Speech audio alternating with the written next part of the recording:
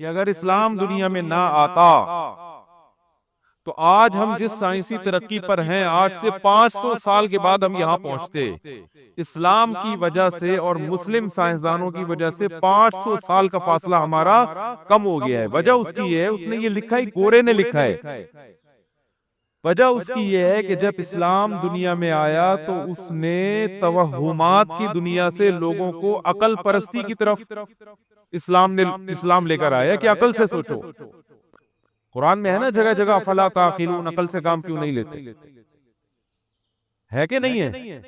आप तरावी पढ़ते होगे ना कभी कभार, याक़िलून ताक़िलून का लफ्ज़ बहुत आ रहा होगा, यतफक्करून ततफक्करून यज़क्करून ततज़क्करून, होता है कि नहीं होता? अफला तालमून, अफला यालमून, अफला यंज़ुरून, देखते क्यों नहीं, गौर क्यों नहीं करते? तो कुरान वो पहली किताब थी उस दौर में जिसने लोगों को अकल इस्तेमाल करने का हुक्म दिया बार बार। लेकिन अफसोस के साथ कहना पड़ता है कि आज हमारा दीनदार तबका ना, एक बहुत बड़ा तबका अकल के अलावा सब चीजें इस्तेमाल करता है। कहते हैं मजहब अकल नहीं, अकल भाई मजहब तो की बुनियाद ही अकल से शुरू होती है। कुरान सबसे पहले कह रहे हैं हम खुलिकू मिन गैरि शैइन हम हुमुल खालिकून, अकल से सोचो, खुद बनाया तुमने अपने आप को, ये खुद से पैदा हो गए हो। यार खुद से नहीं हो सकता। मैं मिसाल देता हूँ, लोग बोल रहे जाते हैं यार एक ही मिसाल बार बार दोहराते रहते हो, तो भाई उसका जवाब लेकर आओगे तो मैं कोई दूसरी मिसाल पेश करूंगा, वो जब गलत तो साबित करो ना आप उस मिसाल को। स्कूलों में, यूनिवर्सिटियों में, कॉलेजेस में डार्विन के नजरिया बहुत पढ़ाया जा रहा है कि ये खुद से बनाए सब कुछ।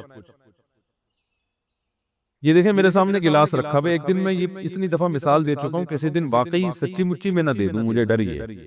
मैं मिसाल ये देता हूँ कि ये गिलास मेरे सामने रखा हुआ है और बड़े सही टाइम पे जाके रखा है किसी ने, शायद उनको ये अंदाजा था कि गिलास की मिसाल आने वाली है। तो आप हर बयान में ना पहले से गिलास लाके रख दिया करें। ठीक,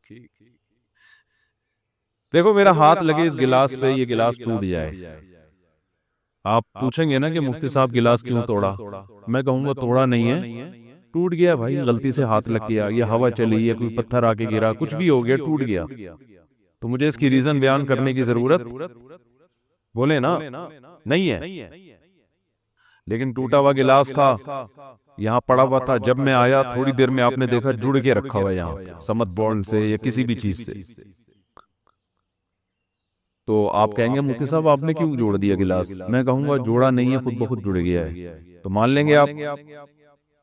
सवाल गिलास खुद जुड़ नहीं सकता, चीजें हादसाती तौर पर इत्तेफाक से टूटती हैं, बिखरती हैं, जुड़ती, बोलो भाई, नहीं जुड़ती हैं।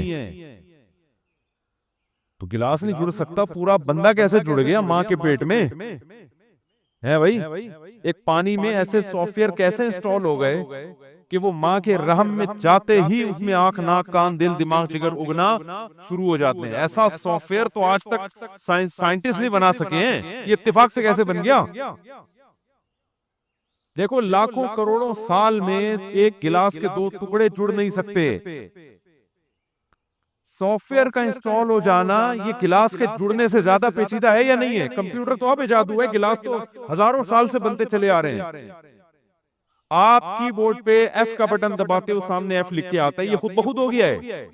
हजारों लाखों साल की इंसान की मेहनत के बाद ऐसे इंजीनियर पैदा हुए जिन्होंने रफुल यदैन पर तकरीरें शुरू कर दी हैं, माजरत के साथ, ठीक है ना?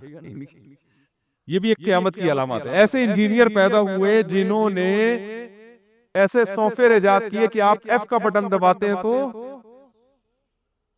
क्या लिख के आता है सामने, ये सॉफ्टवेयर इंस्टॉल हुए हैं भाई। इससे ज्यादा पेचीदा ये सॉफ्टवेयर है कि एक पानी है, उसमें ऐसे सॉफ्टवेयर इंस्टॉल हो चुके हैं कि खास माहौल में जब वो जाएगा तो माँ जब रोटी खाएगी उसी रोटी से बच्चे के आंख, नाक, कान, दिल, दिमाग, जिगर बनना शुरू, और इधर पैदा हुआ और माँ की छातियों में फौरन दूध पैदा हो गया और ये जुड़ के पूरा आदमी निकल आया। ये मेरे भाई डेंटिंग पेंटिंग का जो काम हुआ है ना अंदर, ये ऐसे ऑटोमेटिकली नहीं हुआ। ये डार्विन जैसे करोड़ों करोड़ लोग पैदा हो जाएं और इससे भी बड़े बड़े साइंसदान पैदा हो जाएं, इस बात को 100% झूठ ही कहा जाएगा। और दो 5 नहीं होते, चाहे कोई कितना बड़ा साइंटिस्ट पैदा हो जाए। ये बिल्कुल एक ये कितनी अकल के खिलाफ बात है, जो किसी भी लिहाज से काबिल कबूल नहीं है। साइंसदान तो जाहिर है खुदा को नहीं मानता ना, तो उसने तो कोई ना कोई मफरूजा गढ़ना है। भाई आप इतना तकल्लुफ क्यों कर रहे हो? आप मान लो ना किसी ने बनाया है, इतनी टेंशन लेने की जरूरत क्या है आपको? लेकिन साइंस अगर खुदा को मानेगी तो आगे सवालात के जवाब देने पड़ेंगे फिर उसको, क्योंकि आप जब खुदा को मानेंगे तो अगला सवाल होगा फिर उसने क्यों पैदा किया? किया है ना कुछ काम उसने, तो उसकी वजह क्या है? देखो मैं ये गिलास तोड़ता हूं, आप पूछते अल्लाह न करे मैं तोड़ूं, आप पूछते क्यों तोड़ा? मुझे वजह बताना जरूरी है या नहीं है? मैं को वैसे ही तोड़ दिया यार, मेरा मूड हो रहा था तोड़ दिया। हो गया यार कि किस किस्म के आप फजूल किस्म के आदमी हैं। कल आप कुछ और तोड़ देंगे, क्या ख्याल है? कल आप किसी का सर फोड़ देंगे, क्यों फोड़ा? भी वैसे ही फोड़ दिया। आप किसी की नाक तोड़ देंगे, क्यों तोड़ी? वैसे ही तोड़ दी। तो वैसे ही थोड़ी होता है, आप बजाय वजह बताएं उसकी। तो जाहिर है अगर साइंस ये बात माने ना कि खुदा ने बनाया है, मानते हैं बहुत सारे साइंसदान, लेकिन इसमें जब मानेंगे ना कि किसी ने बनाया है, बड़ा सवाल होगा क्यों बनाया। समझ में आ रही है बात? और इस सवाल का जवाब साइंस दे नहीं सकती। हर चीज का जवाब साइंस के पास नहीं होता, ये खूब समझ लो। ये एक बहुत बड़ा ना यूनिवर्सिटी और स्कूलों में हमारे जो स्टूडेंट्स पढ़ते हैं उनके जहन में एक लाश, क्योंकि सारा दिन साइंस पढ़ते रहते हैं ना, तो वो ये समझते हैं कि मेरे हर मसले का हल किसमें है? साइंसदानों के पास है। ये खुद आपकी बीवी को साइंसदान ठीक कर सकता है? बोलो ना उसको ठीक, वो एक मसला है या नहीं? आप तो ज्यादातर अनमैरिड हैं, लेकिन आप बताओ एक मैरिड आदमी के लिए सबसे बड़ा मसला क्या है? बोलते क्यों नहीं भाई? डरे नहीं, यहाँ कोई नहीं सुन रहा। अच्छा आईवी, बेगम ही है ना, और बेगम के लिए सबसे बड़ा मसला शोहर है। तो क्या ये साइंस का टॉपिक है? अरे जब कोई बीवी की शिकायत लेके आता है तो क्या डार्विन के पास पहुंचता है? वो जो मर गया उसकी खबर पे जाता है, या न्यूटन से जाके पूछेगा? वो साइकोलॉजिस्ट के पास जाएगा, किसी काउंसलर के पास जाएगा, यार कुछ अल्लाह के बंदे इसको समझाओ। तो दुनिया का हर मसला, हर मसले का जवाब साइंस के पास नहीं है ना, हर तहकीक साइंसदान के जिम्मे है। बहुत सी चीजें हमें खबर से पता चलती हैं, किसी सच्चे आदमी ने खबर दी होती है। मैं इधर शहीद हुए, इधर खून में खुशबू आ रही है। एक साहब ने कहा तो मुमकिन नहीं है। मैंने कहा यार मैंने अपनी नाक से सूंघी है और मेरे पास दर्जनों गवाह हैं उस खुशबू पे। दर्जनों क्या है, मैं पेश कर सकता हूं। एक नहीं कई शहीदों के खून की खुशबुओं पे मैं आपको दर्जनों नेक आदमी गवाही के तौर पे पेश कर सकता हूं जिन्होंने अपनी नाक से वो सूंघी है। आप इसका कैसे इनकार करोगे भाई? आप कैसे इनकार करोगे? इतने सारे लोग झूठ बोल रहे हैं, मुझे क्या मिल रहा है ये झूठ बोल के? मोजज़े जो होते हैं ना, मोजज़े, ये उस दौर में जब पैगंबर दुनिया में आते हैं उनके हाथ पे जो मोजज़े होते हैं, जो साइंस को चैलेंज कर रहे होते हैं, वो मोजज़े लोग अपनी आंखों से, बोलो ना भाई, देख रहे होते हैं। अब साइंसदान के मेरी समझ में नहीं आया तो ठीक है, आपकी साइंस के ये दायरा कार नहीं है, ये एक मोजज़ा है। लोग अपनी आंखों से देखो, साइंसदान जिन्नात को मानते हैं, लेकिन क्या आप जिन्नात का अगर आप इनकार करते हो तो मैं आपको बताता हूं, कभी मुझसे अकेले में मिलो आप, हकीकत बता रहा हूं, मैं आपको उन लोगों से मिलाऊंगा जिन पे जिन्नात आए हैं, और मैंने खुद उन लोगों को देखा है जिन पे जिन्नात आते हैं, बातें करते हैं, वो फेक नहीं होते। तो ऐसी हकीकत है जिसका कोई इनकार नहीं कर सकता। मैंने एक साहब से पूछा कि अमेरिका में रहते हैं, मैंने कहा यहाँ अंग्रेज जिन्नात को मानते हैं, अंग्रेज साइंटिस्ट? उन्होंने कहा लेबोरेटरी के अंदर नहीं मानते, लेबोरेटरी के बाहर मानते हैं। जब किसी पे चढ़ता हुआ जिन देखते हैं ना तो मानते हैं, लेकिन लेबोरेटरी में नहीं आ सकता जिन, इसलिए कि जिन एक मादी चीज नहीं है। हर चीज, बहुत सी चीजें ऐसी जो साइंस की दस्तरस से बाहर है। कुरान कहता है वमा ऊतीतुम मिनल इल्मी इल्ला कलीला, तुम्हें अल्लाह ने जो इल्म दिया है वो बहुत थोड़ा है, तो आप इस थोड़े को ये कुल ना समझे। आप समझते हो कि नहीं समझते हो? तो अब मसला ये है कि चूंकि साइंसदानों की खोपड़ी में आ नहीं रहा कि यार ये बना कैसे इंसान, इसका जवाब बनाने वाला देगा, मैंने बनाया भाई। 4 की तरह अल्लाह ने ये मसला क्या कर दिया हमारा, हल करने में कोई मसला है? 2 और 2 4 की तरह अल्लाह ने हमारा ये मसला क्या कर दिया। मोहम्मद महमूद गजनवी हिंदुस्तान पे 17 क्या किए, हमले किए ना। तो 2 और 2 4 की तरह अल्लाह ने हमारा मसला क्या कर दिया, हल कर दिया। अल्लाह ने बताया मैंने बनाया, मिट्टी से बनाया। अल्लाह कैसे बनाए, अल्लाह फरमाते हैं मैंने कुन कहा बन जा, हो गया बस। फिर उनकी पसली से मैंने अम्मा हुआ को बनाया, वो बन गई। वो बस समिन हमारी रिजालन कसीरन व निसा, और उन दोनों से पूरी दुनिया को भर दिया मैंने। हमारे यूनिवर्सिटियों में, स्कूलों में बहुत ज्यादा एथियज्म की तरफ लोग जा रहे हैं, उसकी वजह यही है। और कमाल की बात यह है कि ये कहते हैं कि ये साबित नहीं हो रहा कि आदम से हम बने हैं। वो ऐसा इश्काल करते हैं कि अरबी में एक मिसाल है, फर्र मिनल मतर व क़ाम तहतल मीज़ाब, बारिश से भागा और परनाले के नीचे खड़ा हो गया। एक आदमी परनाले के नीचे खड़ा हुआ है ना किसी के घर से, तो बोले तू यहाँ क्यों खड़ा हुआ है छज्जे के नीचे? कह रहा बारिश से बचने के लिए आया। तो जो ये कहते हैं ना आदम से नहीं बने हम बंदर से बने, उन पर जो इस नजरिए पर जो इश्कालात होते हैं वो इससे बड़े बड़े इश्कालात हैं। आप अल्लाह को मान लो कि यार अल्लाह ने अपनी कुदरत से बना दिया इंसान को पहली दफा, उसके बाद एक प्रोसेस के तहत वो पैदा होते चले जा रहे हैं, इसमें क्या जा रहा है? नहीं। अब वो एक नजरिया उनको फर्ज करना पड़ा। क्यों फर्ज करना पड़ा? मैंने बताया कि अगर वो मान लेंगे खुदा ने बनाया है, तो सवाल पैदा होता है क्यों बनाया है। इस सवाल का जवाब खुदा ही देगा, ये साइंसदान देंगे, वो तो खुद बने हुए हैं। मैं अगर कोई काम करता हूं तो रीजन मुझसे पूछी जाएगी, ये वसीम से पूछी जाएगी। देखो मैंने अगर एक काम किया, एक काम मेरा रह गया, दुआ करें जल्दी हो जाए। अगर मैंने एक काम किया तो आप मुझसे पूछेंगे ना क्यों किया, क्या ख्याल है? आप अकरम भाई से पूछ रहे हैं। वो मोइन अख्तर और मकसूद, अनवर मकसूद का एक प्रोग्राम आया करता था, उसमें बड़ा जबरदस्त क्लिप था। अनवर मकसूद ने मोइन अख्तर से पूछा आपके मामू क्या करते हैं? तो मोइन अख्तर ने कहा मामू की बात है मामू से पूछो। ठीक है, मामू क्या करते हैं आपको मामू बताएंगे, ये मैं नहीं बताऊंगा। फिर जब इसरार के नहीं बताओ तो उसने कहा गालियां देते हैं। कराची में रहते हैं ना, तो उनका सुबह शाम काम क्या है?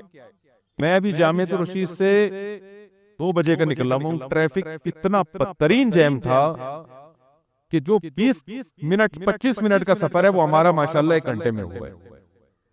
तो मामू तो गालियां देंगे ना मेरे ऐसे मौके पे।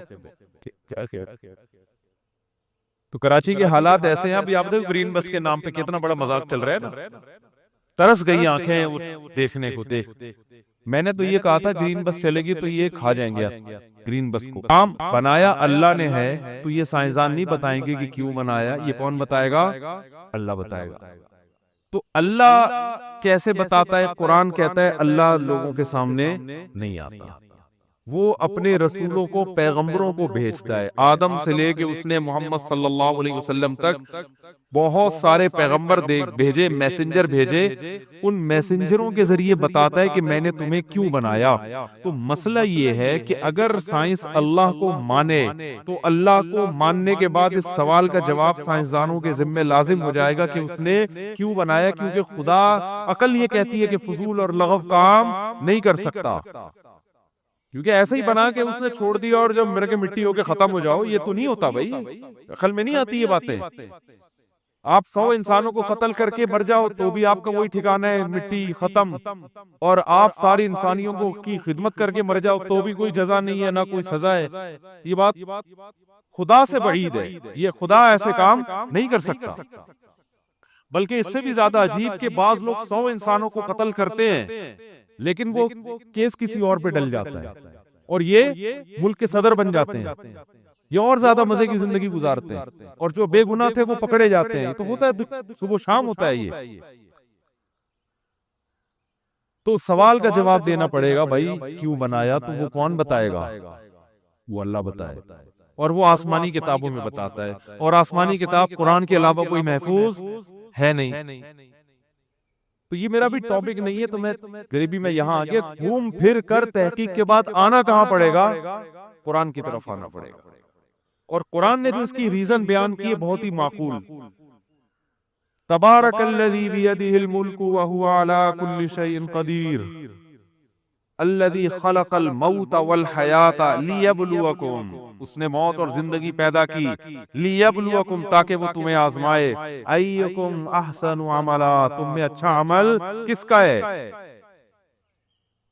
आज कोई छोटा सा पीर बन जाए ना, ये टॉपिक से हट रहा हूं लेकिन हटने दो, थोड़ा सा पीर बन जाए ना, फिर उसके दावे देखो।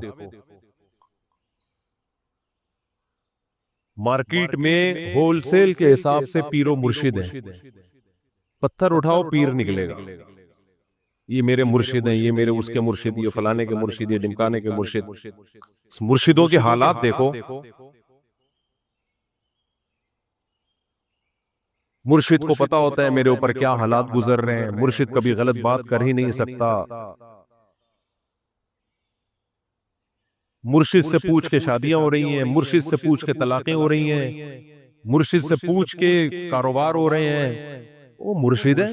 ये उस एक इंसान सब कुछ नहीं हो सकता। मुर्शिद दवाएं भी मुर्शिद देते हैं। जो मुर्शिद का ओरिजिनल काम है वो नहीं कर रहे, बाकी सारे काम मुर्शिद। जो मुर्शिद का काम था लोगों के जाहिर बातिन की इस्लाह करना, जाहिर बातिन की, जाहिर के मतलब क्या, कबीरा गुनाह छुड़वा देना, नमाजों की पाबंदियां करवा देना, दाढ़ी रखवा देना। मुर्शिद की मुरीद में अगर कोई औरत है तो उससे पर्दा करवा देना, शौहर का फर्मा बरदार बनवा देना, उसके अखलाक दुरुस्त करवा देना, हराम छुड़वा देना, कारोबार में रिश्वत लेते हो रिश्वत छुड़वा देना। ये वंस अपॉन अ टाइम पीरो मुर्शिद का काम हुआ करता था। Once upon a time. समझ में आ रही बात के लिए आ रही। पहले जमाने में पीर किसे कहा जाता था? पीर इसे कहा जाता था, देखो अंग्रेजों में भी पीरो मुर्शिद होते हैं, वो उसको कहते हैं काउंसलिंग करने वाला, मेंटोर। वो उसको क्या कहते हैं? ये हमारा मेंटोर है। हर दौर में इंसान को तरबियत की जरूरत होती है। हर दौर में खुद से बहुत मुश्किल होता है, बहुत सारी चीजों में हिदायत की जरूरत होती है। गोरे भी मोटिवेशनल स्पीकर्स को सुनते हैं ना, उनको मोटिवेशन मिलती है। उनके यहाँ भी कुछ होते हैं, सेलेक्टेड लोग होते हैं। शेक्सपियर के कितने मलफूजात मार्केट में चल रहे होते हैं। अंग्रेजों का बुजुर्ग गुजरा है शेक्सपियर। हम बचपन में सुनते थे शेक्सपियर ने ये फरमाया, शेक्सपियर ने ये फरमाया, शेक्सपियर ने ये फरमाया, तू चल मैं तेरे पीछे आया। हम फिर मजाक करते थे, शेक्सपियर ने कहा फरमाया तू चल मैं आया। तो बच्चे तो फिर बच्चे होते हैं, उनको शेक्सपियर से क्या लेना देना, उनको तो मजाक चाहिए होता है। खैर, तो पहले जमाने में ये होता था, अब भी कहीं कहीं हो रहा है कि इंसान कहता है मैं खुद मुख्तार नहीं हूं, मुझसे पहले भी दुनिया में बहुत सारे नेक लोग गुजरे हैं, उनके पास इल्म मुझसे ज्यादा है, उनकी इबादत मुझसे ज्यादा, उनका तकवा मुझसे ज्यादा, उनका एक्सपीरियंस, उनका तजर्बा मुझसे ज्यादा। तो बजाय इसके कि मैं नए सिरे से तजर्बे करके जिंदगी गुजारूं, किसी पहले से तजर्बेकार जो मुखलिस भी हो, अल्लाह वाला भी हो, उसकी सोहबत में रह के अपने आप को उसके हवाले कर दूं। वो जैसे कहे मैं उसके हिसाब से जिंदगी गुजारूं। फिर एक वक्त आएगा कि मेरे अंदर भी सलाहियत पैदा हो जाएगी। तो फिर वो क्या करते थे कि वो ऐसे पीरो मुर्शिद के हाथ में बैत होते थे कि आप अल्लाह वाले बुजुर्ग हैं, आपको आपसे पहले बुजुर्गों की तरफ से इजाजत भी मिली हुई है बैत करने की, उन्होंने आप पर एतमाद किया है, गोया कि आप सर्टिफाइड हैं उनकी तरफ से, तो गद्दी नशीन है आप उनके। तो हम अब आपके हाथ पे बैत होके अपने आप को आपके हवाले करेंगे। और किस चीज में हवाले करेंगे कि भाई हमसे ये गुनाह नहीं छूटते, हमारे अंदर अल्लाह का इतना खौफ पैदा हो जाए कि हर सगीरा कबीरा गुनाह से हमें तौबा की तौफीक मिल जाए, और हमारे बातिन से हसद, बुग़्ज़, कीना, दुनिया की मोहब्बत ये निकल जाए। यानी जैसे आप अल्लाह वाले, अल्लाह करे हम भी ऐसे ही बन जाएं। तो उस सोहबत से इंसान बन जाता है। दुनिया में सबसे पावरफुल जो मोटिवेशन है ना, पता है क्या है? वो सोहबत। किसी नेक आदमी के साथ रह लो, इससे ज्यादा पावरफुल तब्दील करने वाली दुनिया में कोई चीज है नहीं। और आज उन्हीं बुजुर्गों का मजाक उड़ा उड़ा के उनकी हैसियत ही खत्म कर दी। नए नए जो स्कॉलर्स मार्केट में आ रहे हैं, तो सहाबा सहाबा क्यों बने भाई? सैयदुल अंबिया सल्लल्लाहु अलैहि वसल्लम की सोबत में तालीमात तो हमारे पास भी हैं, नबी की हदीसें हमारे पास भी हैं, नबी का दिया हुआ कुरान आज भी महफूज है या नहीं है? क्या ख्याल है भाई? लेकिन मैं और आप में से कोई उन तालीमात को फॉलो करके सहाबी बन सकता है? नहीं बन सकता भाई। उन्होंने नबी की सोबत में टाइम गुजारा है, वो कैफियत पैदा ही नहीं हो सकती हमारी जो सहाबा की थी, नामुमकिन है। नूह अलैहिस्सलाम का बेटा काफिर था, नूह अलैहिस्सलाम ने उसकी फिक्र नहीं की होगी हिदायत की? बोलो, पैगंबर से ज्यादा पावर किसी की तबलीग में हो सकती है? कोई एक पहलू भी नूह अलैहिस्सलाम ने अपने बेटे की तरबियत का छोड़ा नहीं होगा, क्योंकि अंबिया हर लिहाज से कामिल होते हैं। इसके बावजूद कैसा बदबख्त तूफान अपनी आंखों से देख रहा है, फिर भी ईमान नहीं लेकर आया। नूह अलैहिस्सलाम ने बताया कि इस वक्त बारिश होगी, तूफान आएगा। पहले कोई महकमा मौसमियात वाला कि जो महकमा ही इतना फाल नहीं था, जब बारिश आना शुरू हुई तो यकीन हो जाना चाहिए था कि मेरे वालिद अल्लाह के पैगंबर हैं। उन्होंने बताया था तूफान आएगा और देखो आना शुरू हो गया, लेकिन अपनी आंखों से तूफान देख रहा है। नूह अलैहिस्सलाम ने आखिरी बार मौका दिया, आजा मेरी किश्ती में। क्या भाई, चला जाता, एहतियातन चला जाता, क्या ख्याल है? यार चांस तो है, लेकिन कैसे दिलों पे मोहर लगी है। क्या कह रहा है? सआवी इला जबली यासिमुनी मिनल मा, मैं करीब पहाड़ पे चढ़ जाऊंगा जो मुझे पानी से बचा लेगा। नूह अलैहिस्सलाम ने कहा ला आसिमल यौम, आज अल्लाह के अजाब से बचाने वाला कोई भी नहीं है। और इसी दौरान एक बड़ी लहर आई और उसको डुबो दिया उसको। तो ये क्यों नूह अलैहिस्सलाम का बेटा इतना सख्त दिल क्यों था? सोहबत जो चारों तरफ उसको मिली है वो नेक लोगों की, बोलो, नहीं थी, वो बुरे लोगों की सोहबत थी। चारों तरफ गैर मुस्लिम, चारों तरफ अल्लाह के बागी। नूह अलैहिस्सलाम का बेटा उनके हाथों से निकल गया। लूत अलैहिस्सलाम की बीवी, लूत अलैहिस्सलाम ने निकाह से पहले भी देखा होगा ना, तहकीक की होगी। क्या ख्याल है? या वही ऐसे ही निकाह कर लिया होगा, जहां से भी पैगाम आया बस निकाह कर लिया? क्या पैगंबर ये गलती कर सकते हैं? कितना सोच विचार के बाद निकाह किया आपने। जो जिस चीज से नूह अलैहिस्सलाम कौम को रोक रहे हैं, लड़कों से बदफेली, उसी में लूत अलैहिस्सलाम की बीवी मुखबिर बनी हुई है, मुखबिर बनी हुई है। वजह क्या थी भाई? चारों तरफ माहौल बुराई का। इसलिए मैं बार बार कहता हूं, जो लोग यूरोप में जाके रहते हैं फैमिलियों के साथ, वहां गैदरिंग तलाश करो, मुस्लिम कम्युनिटी तलाश करो, वहां जाके रहो, और आस पड़ोस में मदरसा मस्जिद, मुसलमान नजर आए आपको, नेक लोग नजर आए। वरना खुदा की कसम जो तबाह होती है ना औलाद, कानों को हाथ लगाए आदमी। वहां सस्ते के चक्कर में कुछ लोगों ने क्या किया, अभी तो मेरा अमेरिका से अभी भी आया हूं ना, ताजा ताजा, वो मुझे वो याद आ जाता है, उनका वो क्लिप बनाया था ताजा ताजा वाला। खैर, वहां कुछ लोग क्या करते हैं, सस्ते के चक्कर में, अमेरिका में लॉ ये है कि जो भी गांव देहात में या दूर रहेगा ना, तो उसको बेनिफिट्स बहुत मिलते हैं। उन लोगों ने हर चीज में प्लानिंग की हुई है। वो चाहते हैं हमारे मुल्क की आबादी बढ़े और बहुत ज्यादा बढ़े, लेकिन उसकी प्लानिंग का उन्होंने तरीका ये इख्तियार किया हुआ है कि सबब में जाके रहो, दूर दूर रहो शहरों से, एक ही जगह घुसो मत। हम ढाका गए ना बांग्लादेश में, माशाल्लाह बहुत आबादी, लेकिन इतना छोटा शहर, उसी में सब है। अब एक फैमिली के 8-10 बच्चे पैदा हुए तो ऊपर वाले पोर्शन में बंडक, उसके मजीद पैदा हुए तो उससे ऊपर वाले पोर्शन में, मजीद हुए तो और ऊपर वाले पोर्शन। अबे भाई, क्या मेराज पे जा रहे हो? क्या कर रहे हो? आसमान पे जा रहे हो कि सितारे तोड़ने का इरादा है? आबादी को फैलाओ ना। उसका नुकसान क्या होता है?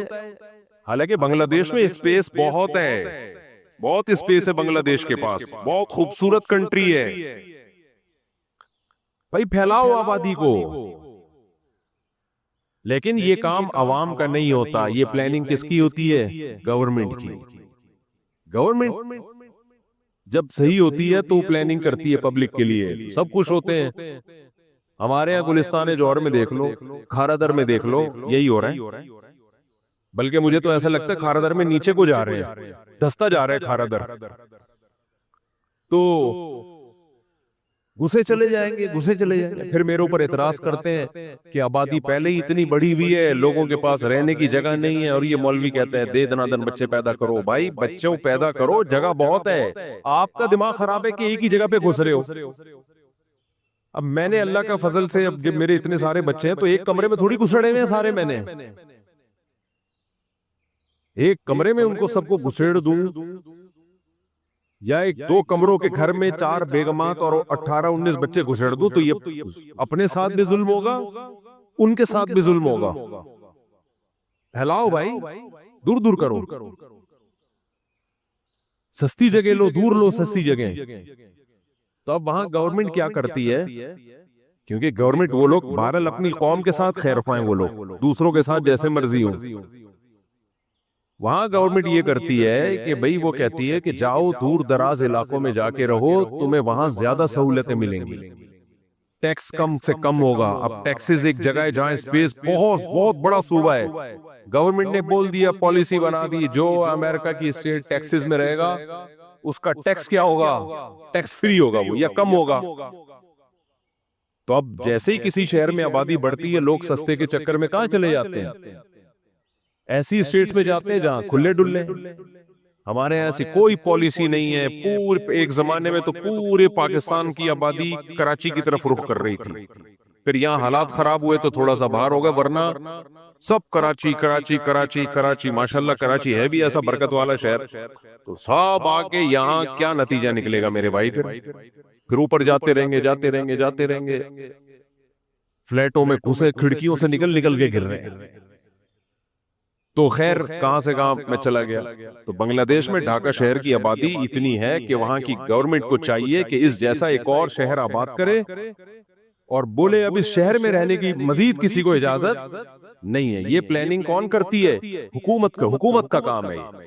तो हमारे मुल्कों में, चाहे पाकिस्तान हो, चाहे इंडिया हो, चाहे बांग्लादेश हो, हम हैं तो तीनों एक ही माँ बाप की औलाद ना। अबे इंडिया, पाकिस्तान, बांग्लादेश, ये हैं असल में एक ही बाप की औलाद। बाद में इख्तलाफात की वजह से, जैसे 3 भाइयों में लड़ाई होती है तो शादी के बाद अलग अलग हो जाते हैं, तो हम लोग भी क्या हो गए, इंडिया पाकिस्तान बांग्लादेश अलग अलग हो, लेकिन हैं असल में क्या, ब्लड एक ही है। तो हरकतें तीनों की सेम है, हरकतें हम तीनों की सेम है। उन हरकतों में ये भी कि स्पीड फुल है, मैनेजमेंट जीरो है। अब गवर्नमेंट कहती है स्पीड रोको, ना ना ना ना ना ना, स्पीड नहीं रोकेगा। हमारा सरमाया औलाद है भाई। हमारे लिए सबसे बड़ा गिफ्ट कुरान की नजर में क्या है? औलाद। क्यों रोके भाई? हम पागल हैं क्या? अपनी खुशियां छीन ले हम?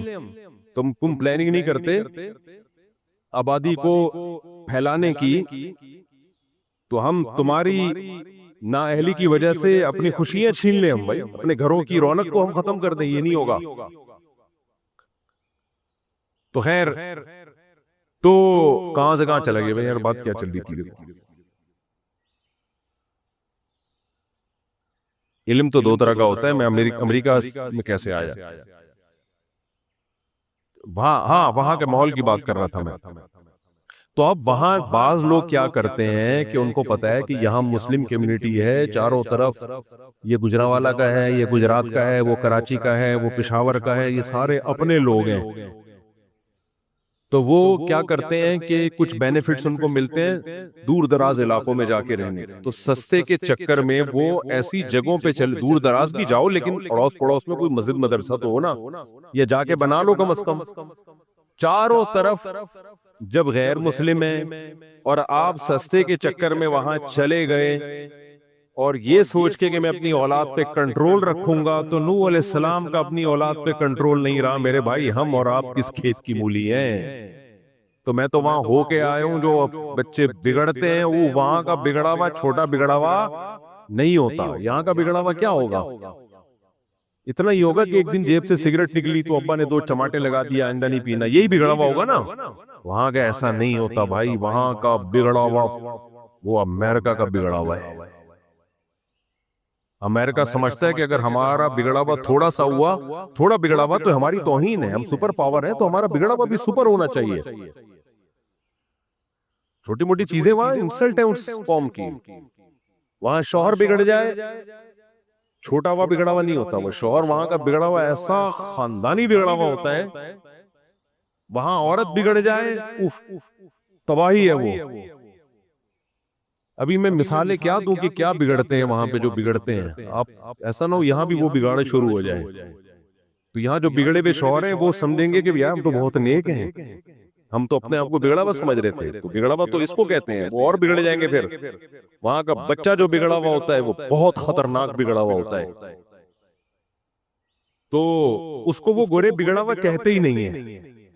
उसको वो कहते हैं कि ह्यूमन राइट्स है, आजादी है, आपका राइट है, राइट है जो मर्जी कर लो अब्बा के साथ, आपका क्या है राइट। यानी जमशेद के राइट्स और अब्बा के राइट्स बराबर हैं। पड़ोस में कोई जमशेद साहब रहते हैं तो जो उनके राइट्स हैं वही आपके डैडी पापा के राइट्स हैं। पड़ोस में कोई आंटी रहती है, उनके जो राइट्स हैं वही आपकी मदर के राइट्स हैं। अम्मा में और आंटी में कोई फर्क नहीं है, अब्बा में और जमशेद में बोलो कोई फर्क नहीं है, भाई में और गफ्फार में कोई फर्क, बहन में और महमूदा में कोई फर्क है ही, सब बराबर। इंसानियत कहते हैं, मुसावात पे ये सोसाइटी कायम है। हमारे हजरत मुसावात पे वाकया सुनाए करते थे। ये जो लिबरल लोग हैं ना, ये कहते हैं सब बराबर है, सब इंसान। इस्लाम ये थोड़ी कहता है सब बराबर है भाई। इस्लाम कहता है जमशेद तुम्हारा क्या लगता है, ये तो तुम्हारे अब्बा हैं भाई, इनके राइट्स ज्यादा हैं। अम्मा के राइट्स बोलो ज्यादा हैं, बीवी के राइट्स ज्यादा हैं, गर्लफ्रेंड के कोई राइट वाइट नहीं है। तो जो कहते हैं ना सब बराबर, तो उस पे हमारे हजरत मुफ्ती रशीद अहमद साहब एक लतीफा सुनाया करते थे कि गुरु और चीला जा रहे थे, तो गुरु ने अपने चीले से बोला कि यार फला मुल्क है, फर्ज कर लो जौनपुर है, वहां हमने सुना है कि सब इंसानों से बराबर सलूक किया जाता है, तो वहां चल के रहते हैं, इस मुल्क से तो बेहतर है वहां चल के रहो। सब इंसान क्या है, बराबर। जैसे यहां से भी बहुत लोग बाहर यूरोप में अमेरिका में मूव करते हैं कि वहां हुकूक बहुत है, वहां क्या है हुकूक। एक खातून का वंस अपॉन अ टाइम जब मैं कॉल सुना करता था, फोन आया कि मैं मुफ्ती साहब मैं आपसे मशवरा ले रही हूं, मैं इस्लामाबाद छोड़ के जा रही हूँ। लिबरल आंटियों का स्टाइल भी होता है, मैं पाकिस्तान छोड़ के जा रही हूँ यहाँ से। मैंने कहा खैरियत क्यों? ये घुटन वाला मुल्क है, ये क्या है, यहाँ क्या है घुटन। मेरे डैडी मुझे डांटते हैं, मेरी मम्मा मुझे डांटती हैं, बात बात पे रोक टोक, ये पहनो ये नहीं पहनो, घुटन का माहौल। पहले मुझसे मसला पूछ रही थी कोई, फिर मैंने कहा तो मुझे लगा कि ये तो इस्लाम से ही फारिग हो गई है। खैर, तो ये वाली आंटियां जब बाहर जाती है ना, घुटन का माहौल, तो इनकी उम्र जब थोड़ी सी ढलकती है, समझ रहे हो बात, फिर इनको पता चलता है कि वहां जो रोक टोक थी ना हमारे माँ बाप की तरफ से, वो रोक टोक हमारे फायदे के लिए थी, और अब हम वो रोक टोक अपनी औलादों पे भी नहीं कर सकते। कुछ भी नहीं है, बच्चा पैदा कर लिया आपने ऐसे जैसे बिल्ली पाल लिया आपने, समझ रहे हो, बल्कि बिल्ली भी थोड़ी दुम हिलाती रहती है, घर छोड़ के नहीं जाती है। तो बच्चा और रोबोट में कोई फर्क नहीं है, इल्ला ये कि कोई बच्चा एक्स्ट्रा ऑर्डिनरी, कोई अल्लाह की तरफ से उसमें कोई अलग से सॉफ्टवेयर इंस्टॉल हुए। हाँ, जो दीनदार है उनकी बात नहीं कर रहा मैं। एक तो फौरन कमेंट्स नीचे बहुत आना शुरू हो जाते हैं, हमारे यहाँ तो ऐसा नहीं है, हम तो यहाँ 20 साल से ले रहे हैं अमेरिका में। भाई आपके अलावा की बात कर रहा हूं मैं, आपकी बात ही नहीं कर रहा हूं। जिन्होंने कंट्रोल किया हुआ है, दीनी माहौल दिया हुआ है, वो अलग है। तो खैर, तो अब क्या है, तो वो क्या है कि सस्ते के चक्कर में रहते हैं, ऐसी जगहों पे जाके 4-4 महीने तबलीग में लगे हुए, साल साल अब्बा के तबलीग में लगे हुए, बच्चा मुर्तद हो गया है, मुल्हिद हो गया, खुदा का मुनकिर है, खुदा का इनकार कर रहा है वो, क्योंकि चारों तरफ सुन क्या रहा है वो इस्लाम के अगेंस्ट बातें सुन रहे चारों तरफ। और फिर अट्रैक्शन इतनी है, शराब कबाब, इस्लाम तो इन सब चीजों से रोकता है, तो वो अपने अब्बा को अम्मा को बेवकूफ समझना शुरू कर देता है कि ये बेवकूफ है। भाई थोड़े दिनों में तुम्हें पता चलेगा कि बेवकूफ कौन था, कौन बेवकूफ था। खैर, तो वहां जब रहते हैं तो उस सोहबत के असरात क्या होते हैं? बच्चे गए,